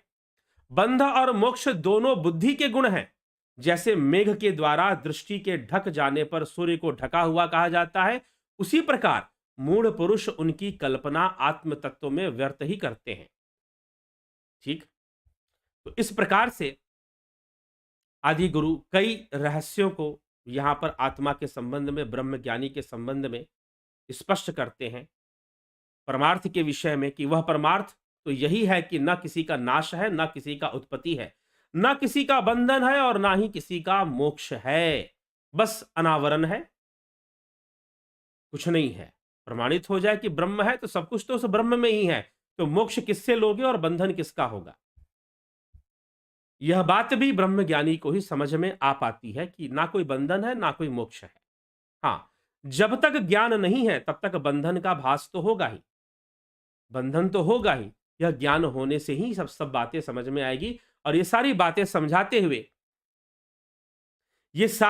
समझाते हुए, आदि गुरु शंकराचार्य शिष्यों को विदाई देते हैं, अपने शिष्य को विदाई देते हैं। तो शिष्य विदाई के ऊपर भी कुछ श्लोक आते हैं। वैसे जो मुख्य उपदेश विवेक चूड़ामणि का है वह आज की व्याख्यान के साथ लगभग समाप्त होता है। ठीक है, तो ब्रह्मज्ञानी, ये सारी चीजें ब्रह्मज्ञानी के विषय में बताई गई। बस एक बात ध्यान रखिएगा कि ब्रह्मज्ञानी एक बात नहीं हो सकता है, और वो क्या नहीं हो सकता? वो धोखेबाज नहीं हो सकता है, वो फ्रॉड नहीं हो सकता है। रावण ने जैसे धोखा दिया, क्योंकि ब्रह्मज्ञानी मूढ़ जैसा हो सकता है, विद्वान जैसा भी हो सकता है, राजा की तरह ठाट बाट से युक्त भी हो सकता है, भिखारी की तरह भी हो सकता है, अवधूत सन्यासी की तरह भी हो सकता है, गृहस्थ जीवन जीने वाला भी की तरह भी हो सकता है, अपमानित भी दिख सकता है, समाज में अपमानित रूप में दिखाई दे, ऐसा भी हो सकता है। ये आदि गुरु यहां पर श्लोक में लिख रहे हैं। ये मत सोचिएगा कि मैं किसी के लिए कह रहा हूं, ये बात मैं किसी के लिए नहीं कह रहा। यहां पर आदि गुरु शंकराचार्य ने श्लोक के अंदर अपमानित सम्मानित का बात किया। हो सकता है कि कोई ब्रह्मज्ञानी अपमानित रूप में दिखाई दे, कृष्ण को भी लोगों ने अपमानित किया। हो सकता है कि कोई ब्रह्मज्ञानी सम्मानित रूप में दिखाई दे। बाहर से पकड़ने की, इस तरह से बाहरी गुणों को ज्यादा फोकस करोगे तो नहीं समझ पाओगे। कहने का मतलब उनका यह है।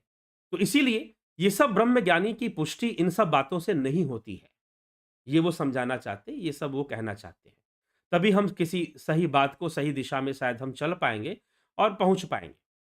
लेकिन ब्रह्मज्ञानी एक चीज नहीं होगा, वो फ्रॉड नहीं होगा।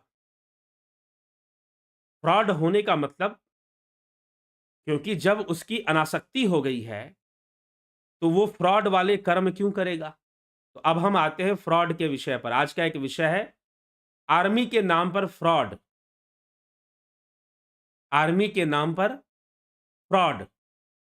तो दो विषय है कि एक तो ब्रह्मज्ञानी को फ्रॉड करने की आवश्यकता नहीं, क्योंकि अगर वो भिखारी है तो वो उसी में संतुष्ट है, अगर वो राजा है तो वो उसमें भी संतुष्ट है। अगर विषयों का भोग मिल गया तो वो विषयों के भोग में अपनी इंद्रियों को लगाएगा नहीं और इंद्रियों को हटाएगा भी नहीं, दोनों काम नहीं करेगा। वो भोग मिल गया, प्रारब्ध से मिल रहा है, उसका भोग कर लेगा, लेकिन फिर भी अनासक्त रहेगा, उसमें आसक्ति नहीं करेगा। ठीक है, तो कुछ इस प्रकार से उस ब्रह्मज्ञानी की गति होगी। इसीलिए वह कभी फ्रॉड नहीं हो सकता है, आपके साथ कभी वो छल नहीं करेगा जानबूझकर, अपने निजी स्वार्थ के लिए, अपने इंद्रियों के उपभोग के लिए वह आपके साथ कभी फ्रॉड नहीं करेगा। इसलिए फ्रॉड भी कई प्रकार के होते हैं। आज थोड़ा सा दो बातें हैं। एक तो चलो ब्रह्मज्ञानी का विषय तो हुआ। अब मैं थोड़ा सा जागरूकता के ऊपर आपको बता देता हूं कि आर्मी के नाम पर आजकल बहुत फ्रॉड चल रहा है। ठीक है, आप बच के रहें। क्यों मैं आपको बता रहा हूं, अब ये बात क्यों बता रहे हैं आप मुझसे ये पूछ सकते हैं। आज के विषय में, वैसे आज बहुत लंबा व्याख्यान हो गया, मुझे नहीं लगता कि मैंने आज से पहले कभी इतना लंबा व्याख्यान दिया होगा। तो बहुत लंबा व्याख्यान हो गया, लेकिन थोड़ा सा अभी और बोलेंगे। आप लोग जुड़े रहें। और अंत में ही ये विषय मैंने लिया है, इसीलिए मैंने बता दिया कि ब्रह्मज्ञानी कभी फ्रॉड नहीं हो सकता। आपके साथ वो फ्रॉड नहीं करेगा, आपको छलेगा नहीं, क्योंकि उसकी इंद्रिय आसक्ति नहीं है। हाँ, वो एक परंपरा में चले, वो एक अलग बात है, वो परंपरा वाहक हो सकता है, ठीक है। तो मैं ये नहीं कहता कि कोई साधु संत हैं, भगवा वेश धारण करते हैं, दाढ़ी बाल बढ़ाए हैं, तो क्या वो ब्रह्म ज्ञानी नहीं हो सकते हैं। लेकिन ब्रह्म ज्ञानी होने का ये पहचान नहीं कि वो साधु वेश में होगा, दाढ़ी बाल बढ़ाएगा तो ब्रह्म ज्ञानी कहलाएगा, जी नहीं। वो राजा जनक की तरह राजा के वेश में भी हो सकता है, ठाठ बाट से युक्त हो सकता है। वो कृष्ण की तरह 8-8 16,000 विवाह बताए जाते हैं, तो वैसा भी वो हो सकता है। आप कैसे समझोगे? बाहरी दृष्टिकोण से आप इसको फोकस ना करो तो अच्छा है। विचार देखो, कृष्ण ने क्या विचार प्रस्तुत किए श्रीमद् भगवत गीता में, उद्धव गीता में उद्धव जी को क्या बातें समझाई, अर्जुन को क्या बातें समझाई, वो विचार प्रमाणित करते हैं कि कृष्ण ब्रह्म ज्ञानी क्या ब्रह्म सिद्ध थे, आत्म सिद्ध थे। ठीक? तो इस तरह से यह बातें हमारे सामने आती हैं और हमको इस तरह से बातों को समझना चाहिए। हाँ, वो फ्रॉड नहीं हो सकता और आजकल एक फ्रॉड चल रहा है, आर्मी के नाम पे फ्रॉड चल रहा है, आर्मी पर्सन के नाम पे फ्रॉड चल रहा है। आप लोग अगर बिज़नेस करते हैं, आप लोग उसका ध्यान रखेंगे। मैं ये बात इसलिए बता रहा हूँ कि मेरे सामने ये बात प्रमाणित हुई और खुद मेरे साथ ऐसा करने का प्रयास किया गया। तो जागरूकता के लिए आपको साथ में मैं यह भी बात आपको बता देता हूं कि आप अपनी रक्षा जरूर कर लें ऐसे फ्रॉड से। ठीक? तो किसी व्यक्ति ने आज मुझे फोन किया, उन्होंने कहा कि मैं आर्मी में हूं, मैं आर्मी में कार्यरत हूं, मिलिट्री में हूं और थल सेना में कहां पर पोस्टेड हूं, तो जम्मू कश्मीर में मैं पोस्टेड हूं और मैं चाहता हूं कि आपका ध्यान योग का कोर्स ज्वाइन करूं। मैं नहीं, मेरे बच्चे ज्वाइन करेंगे। मेरे 3 बच्चे हैं जो कि दानापुर कैंट में रहते हैं और मैं यहाँ पर फील्ड एरिया में पोस्टेड हूँ, तो मैंने अपनी फैमिली को वहाँ रखा हुआ है और मेरे 3 बच्चे हैं जो ध्यान योग का कोर्स करना चाहते हैं। बच्चों की उम्र बताई 19 साल, 17 साल, 12 साल, उन्होंने ऐसे उम्र बताई और कहा कि ये मेरे बच्चे हैं और वो करेंगे। तो मैं जो हूँ आर्मी मर्चेंट बैंक से, आर्मी मर्चेंट अकाउंट से मैं आपको पैसा ट्रांसफ़र करवा दूँगा। जो वहाँ का कैशियर है वो आपसे बात करेगा और आप के पैसे क्रेडिट हो जाएँगे आपके अकाउंट में और आप जो है मेरे बच्चों को कोर्स करवा दीजिएगा। तो मैंने कहा कि आप अपने बच्चों का डिटेल भेजेंगे, लेकिन उस व्यक्ति ने बिना डिटेल माँगे ही अपना आई कार्ड मुझे सेंड कर दिया। वो आई कार्ड कैसा था मैं आपको दिखाता हूँ। आप इस प्रकार का आई कार्ड उसने मुझे भेज दिया। इस प्रकार का और इस प्रकार का, ये 2 आई कार्ड, आधार कार्ड और अपना शायद वारंट वगैरह कहते हैं। इस प्रकार का आई कार्ड उसने मुझे भेजा, ये प्रूफ करने के लिए ही इज़ आर्मी पर्सन। कुछ देर बाद जो है, किसी व्यक्ति का फ़ोन आया, बोला कि मैं आर्मी मर्चेंट अकाउंट से बैंक से बोल रहा हूँ और जो है मैं जो हूँ आपके पैसा ट्रांसफ़र करना है आपको 6,000 रुपए, 3 बच्चों के लिए 2-2 हज़ार रुपए का वो ध्यान योग का कोर्स ज्वाइन करेंगे, तो 6,000 रुपए मैं आपको ट्रांसफ़र करूँगा। तो पहले महानुभाव ने मुझसे कहा कि ठीक है, मैं जो हूँ आपको आप ₹1 मुझे सेंड करो। ₹1 का रिक्वेस्ट उसने भेज दिया गूगल पे पर और गूगल पे एंड फ़ोन पे। मैंने कहा कि आप सीधा अकाउंट में भी डाल सकते हैं। तो क्योंकि उसने सोचा कि शायद ये ना समझ में आए, लेकिन मैं खुद एक रिटायर्ड आर्मी ऑफिसर का बेटा हूँ। आर्मी वाले किस लहजे में बात करते हैं, किस ढंग से बात करते हैं, मैं जानता हूँ, तो मेरा शक बढ़ता गया कि भाई ये ₹1 मुझसे ट्रांसफ़र करवा रहा है। फिर मैंने थोड़ा रिसर्च किया कि क्या ऐसा चल रहा है, तो यूट्यूब पर कई ऐसे वीडियो मिले, खासकर ये आईडी।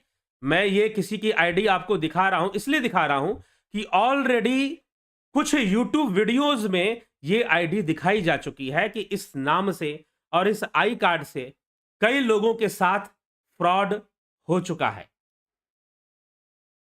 ठीक है? कई लोगों के साथ फ्रॉड हो चुका है इस नाम से और इस आई कार्ड से। फिर से देख लीजिए आप। ये आईडी प्रस्तुत कर कई लोगों के साथ फ्रॉड किया जा चुका है। तो एक वीडियो मैंने देखा यूट्यूब पर जिसमें व्यक्ति बता रहा है कि मेरे 5,000 का फ्रॉड मेरे साथ हो गया, यही आई कार्ड दिखाकर। ठीक है? तो जब लोग ऐसा प्रयास कर सकते हैं, ये एक अलग बात था कि मेरा संशय बनता गया उनके ऊपर। सूक्ष्म बुद्धि पकड़ने लगी कि भाई पहला व्यक्ति जो बात किया वो तो आर्मी वाले लहजे में बात कर रहा था, लेकिन जो दूसरा व्यक्ति जो बैंक का कैशियर बोल रहा था वो आर्मी के स्टाइल में बात नहीं कर रहा था, क्योंकि आर्मी का अगर कुछ भी। और दूसरी बात ये, मैंने उनसे कहा कि आप ये प्रोसेस क्या है आपका पेमेंट का, मुझे नहीं पता, क्योंकि मेरे कोर्स जो हैं,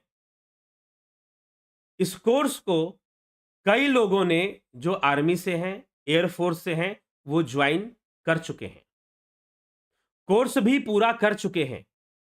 पुलिस से हैं, पुलिस से हैं वो लोग, तो उन्होंने भी, कई लोगों ने पुलिस से कोर्स ज्वाइन किया हुआ है, आर्मी से हैं, एयरफोर्स से हैं, नेवी से हैं, उन्होंने ध्यान योग का कोर्स किया है इस चैनल के माध्यम से। और उनमें से किसी ने भी किसी ऐसे बैंक का नाम नहीं लिया कि हम इससे पेमेंट करेंगे, ऐसे पेमेंट करेंगे। उन्होंने सीधा नॉर्मल पेमेंट किया और कोर्स ज्वाइन किया, लाभ उठाया। तो इस तरह के बहुत सारे स्कैम चल रहे हैं। आप ये मत सोच लेना कि आर्मी या का नाम, इंडियन आर्मी का नाम ले रहा है तो वो सही होगा। अपनी विवेक को मेरे साथ ऐसा हुआ, बच गया मैं, पैसे बच गए, कुछ भी नहीं गया, क्योंकि पहले ही संशय आ गया कि भाई कुछ गड़बड़ लग रहा है, जिस तरह से पेमेंट करने के लिए कह रहे हैं, कुछ गड़बड़ लग रहा है, प्रतीत हो रहा है, और बातों से भी प्रतीत हो रहा है कि गड़बड़ कुछ है। तो इसीलिए वो पेमेंट नहीं गया, बच गया। और फिर मैंने जब रिसर्च किया, इसके ऊपर पता करने की कोशिश की, ये ऐसी चीज़ें हो रही हैं क्या? तो फिर कई रिपोर्ट, कई यूट्यूब वीडियोज़ इस पे मिल गए, और भाग्य से सेम आईडी, जो मैंने आईडी आपको अभी दिखाई, उसी आईडी को दिखाकर एक यूट्यूब वीडियो पहले से बना हुआ है कि इस आईडी से अपना नाम ऐसे-ऐसे प्रवीण बताकर लोग जो है ऐसा कर रहे हैं। फ़ोन नंबर भी है, तो ज़रूर आप वो फ़ोन नंबर, किस नंबर से फ़ोन आता है मैं आपको जो नंबर से मुझको आया मैं आपको बता सकता हूँ। तो ऐसे नंबरों से आप बचें। 8876391521 इस नंबर से आया, अपना व्हाट्सएप मैसेज पे आई कार्ड भी बंदे ने भेज दिया, ठीक है? तो ये सब सारी चीज़ें चल रही हैं, आप सावधान रहें। आपके साथ भी, अगर आप बिज़नेस करते हैं तो आपके साथ भी कुछ ऐसा हो सकता है। तो भाई साहब ने सोचा कि भाई ध्यान योग का कोर्स के माध्यम से कुछ ऐसा करेंगे। उनको ऐसी इच्छा थी, लेकिन वो उस घेरे में आ गए, संशय के घेरे में पहले ही आ गए। शायद उनको लगा कि ये नहीं पकड़ पाएँगे, क्योंकि इनको तो इन सब बातों, सही बात है, नहीं ध्यान देते हम बहुत सारी चीज़ों पर। अपने सकारात्मक कार्य में हमेशा लगे रहना ही एक उद्देश्य है, तो लगे रहते हैं आप लोग के साथ मिलकर। और यात्रा पे भी जाते हैं, जिन शहरों में कई बार जाते, कोरोना के कारण सारी यात्रा बाधित हो जाती है, पता ही है आपको। जाते हैं वहाँ लोगों से मिलते हैं, सबको बता देते हैं। अभी पीछे मैं जहाँ-जहाँ भी गया लोग जानते हैं, ठीक है, मैंने कोई यूट्यूब पर अनाउंसमेंट नहीं किया था, वो मुझे उचित नहीं लगा। लेकिन जहाँ-जहाँ भी मैं गया, वहाँ-वहाँ सभी लोगों को, कई लोग हैं आप में से जो कमेंट करते हैं, वो मुझसे मिल चुके हैं, ठीक है? वो मिल चुके हैं, बातें कर चुके हैं। तो इसीलिए ये जो कार्य चलता है, वो अपनी पारदर्शिता के साथ चलता है। कई लोग मुझे व्हाट्सएप ग्रुप के लिए भी कहते हैं, तो ग्रुप बनाना नहीं बनाते, क्योंकि ग्रुपों में भी कई बार ऐसे एक-दूसरे का विश्वास लोग हरण कर लेते हैं। जैसे रावण ने साधु वेश धारण कर कर सीता जी का विश्वास हरण किया। तो साधु के ऊपर विश्वास था। उनको रावण के ऊपर नहीं, साधु के ऊपर विश्वास था, और उसका हरण हो गया। तो हमारा भी हरण, आदि गुरु शंकराचार्य भी तो यही सब बातें आज बता रहे हैं। आज जो हमने अंत में जो आदि गुरु का जो वचन है, वो बस हमें इसी बात से बचाने के लिए हैं कि आपका कहीं आपकी श्रद्धा और विश्वास का हरण ना हो जाए। ठीक है? तो इंडियन आर्मी की अपना एक रेपुटेशन है, उस रेपुटेशन का इतना गलत प्रयोग करना बहुत ही गलत है। और यदि आप, कई सारे व्यूअर मेरे पुलिस में हैं, हो सकता है बिहार पुलिस में हो, यूपी पुलिस में हो, या महाराष्ट्र पुलिस से कुछ लोग हैं जिनको मैं जानता हूं, वो मुझे मिले भी हैं। तो जरूर अगर वो कुछ अपनी तरफ से इंक्वायरी कर सकते हैं ऐसे लोगों पर। मेरे साथ तो मैं कुछ हुआ नहीं, लेकिन कई लोग इसके धोखाधड़ी के शिकार बन जाते हैं। तो आप अपनी रक्षा करें, इसलिए मैंने ये आईडी भी एक्सपोज कर लिया। आप अपनी रक्षा करें और ऐसे ट्रांजैक्शन से बचें जिसमें कुछ आपको लालच दिया जा रहा हो, या फिर आपको कहा जा रहा हो कि अचानक से आपका इतना क्रेडिट हो जाएगा, अचानक से। तो इस चक्कर में ही मत पड़ो। जो आपको अपने कर्म से मिलता है, प्रारब्ध से मिलता है, उसी को स्वीकार करो, अपनी मेहनत से जो हो सकता है। कई बार लोग पैसे को डबल करने के चक्कर में अपनी पूरी, मैंने ऐसे-ऐसे परिवार भी देखे हैं कि उन्होंने कहीं पैसा लगा दिया, किसी कमिटी में लगा दिया कि उनका पैसा डबल हो जाएगा, और उस चक्कर में आज तक जवानी से लेके बुढ़ापे तक भुगतते रह गए कि वो गलती मुझसे क्यों हुई। ठीक है? तो चलिए, प्रकृति आपको चला रही है, हर व्यक्ति अपना प्रारब्ध कोई आपसे छीन नहीं सकता, जो आपको मिलना है वो आपके पास आ जाएगा। ठीक है? तो बचने की कोशिश करिए, और ऐसी चीजें, ऐसे कॉल्स आपको भी आ सकती हैं, तो जरूर अपना ध्यान रखिए। तो चलिए, विवेक चूड़ामणि पर कुछ और ज्यादा नहीं, कुछ ही लेक्चर आएंगे मेरे ख्याल से, 3 ज्यादा से ज्यादा 3 आ जाए या 4 आ जाए, इससे ज्यादा व्याख्यान विवेक चूड़ामणि पर अब आगे नहीं आएंगे। दूसरे ग्रंथ पर हम और कई बातों पर हम विचार करेंगे, और फिर साथ ही दूसरे किसी ग्रंथ पर, मानस, संभवतः रामचरितमानस पर ही आगे की चर्चा हम बढ़ाएंगे। ठीक है? रामचरितमानस पे चर्चा हम करेंगे, तो उसमें बहुत सारे विषय आ जाते हैं, तो वो सारे उसमें चर्चा में आ जाएंगे। चलिए ठीक है, आगे बढ़ते हैं, विराम देते हैं, और आपके कमेंट्स तो बाकी ही हैं, तो देख लेते हैं। अगर आप टिकते हैं साथ में तो अच्छी बात है। हरिमोहन गुप्ता जी कह रहे हैं, बृहदारण्य उपनिषद की व्याख्या शुरू कीजिए। ऐसा कोई उपनिषद मुझे पता ही नहीं है। मैंने ऐसा किसी उपनिषद का नाम नहीं सुना जिसे बृहदारण्य उपनिषद कहा गया हो। बृहद आरण्यक, बृहद आरण्यक सही लिखिए।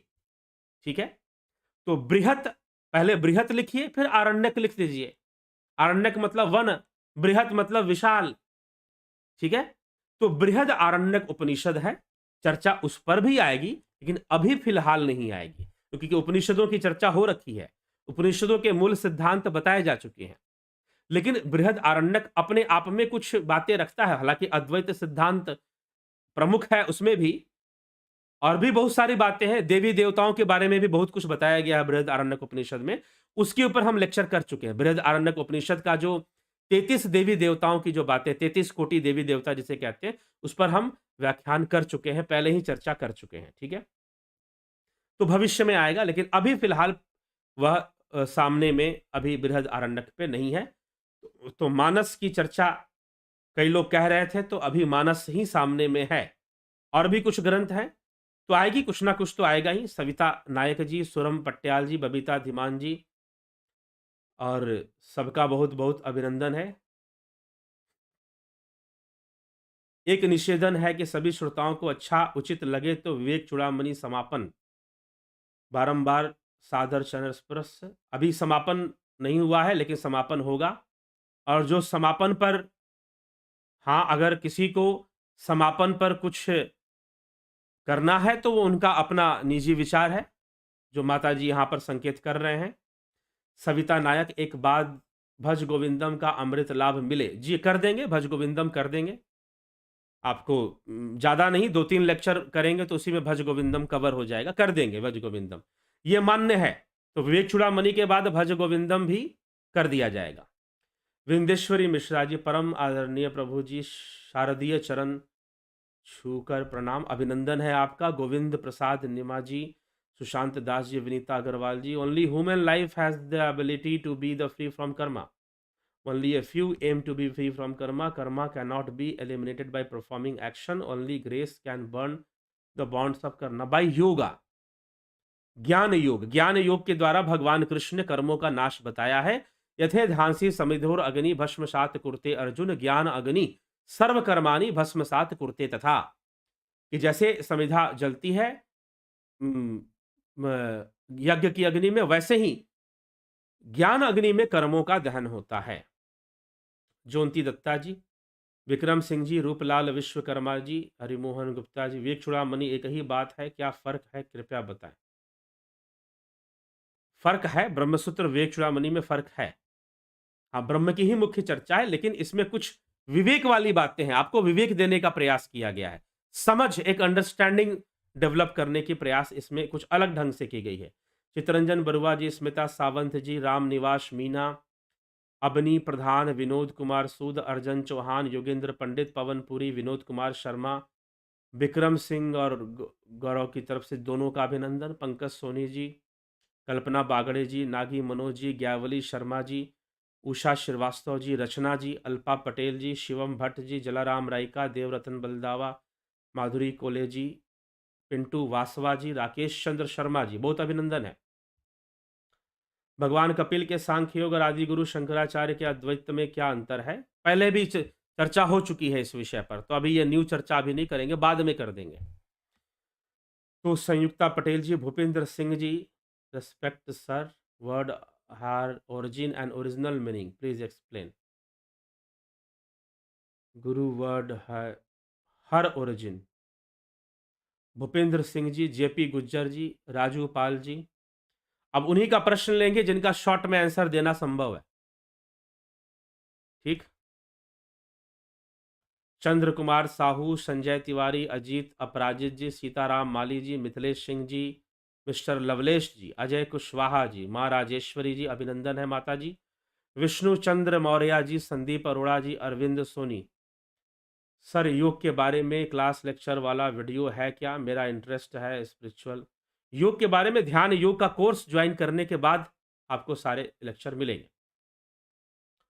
मन की बहुत सारी ग्रंथियों को खोलने के लिए बारंबार धन्यवाद, अभिनंदन है।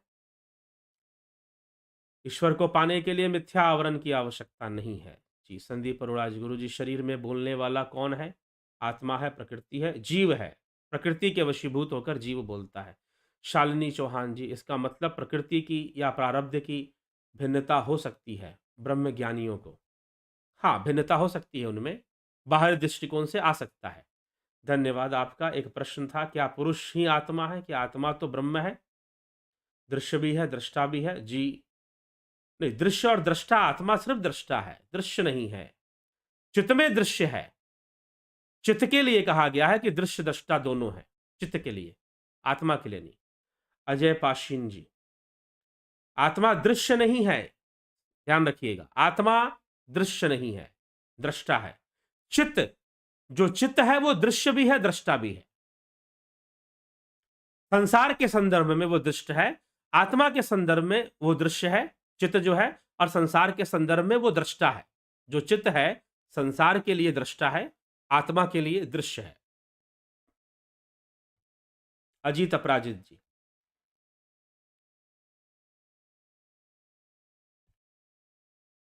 ध्यान योग में प्रतीत होते हैं कि मन उस योग का साक्षी हूं। हाँ, होता है ध्यान योग में। आपकी बात 100% सत्य है। ठीक है। जयराम जी, गंभीर शाह जी, संयुक्ता पटेल जी, नरेंद्र कुमार जी, नरेंद्र रघुवंशी जी, सच्चित आनंद रूप, शर्मानंद पंडित जी, सर जी प्रणाम, वेरी नाइस चर्चा होती है। मेरे हिसाब से काफ़ी लोग इसका लाभ उठा रहे होंगे। जरूर आप शेयर करिए, लाभ उठाएंगे लोग। ठीक है, आप शेयर करिए, लोग लाभ उठाएंगे, क्यों नहीं उठाएंगे। चलिए, इसी के साथ विराम देते हैं। बहुत बहुत आभार आप सभी का। जुड़े रहें, बने रहें, लाभ उठाते रहें। यदि आपको लगता है कि हाँ, इन सब विषयों की जागरूकता होनी चाहिए, तो निश्चय ही आप शेयर भी कर दिया कीजिए। ठीक है। तो बहुत बहुत आभार आप सभी का।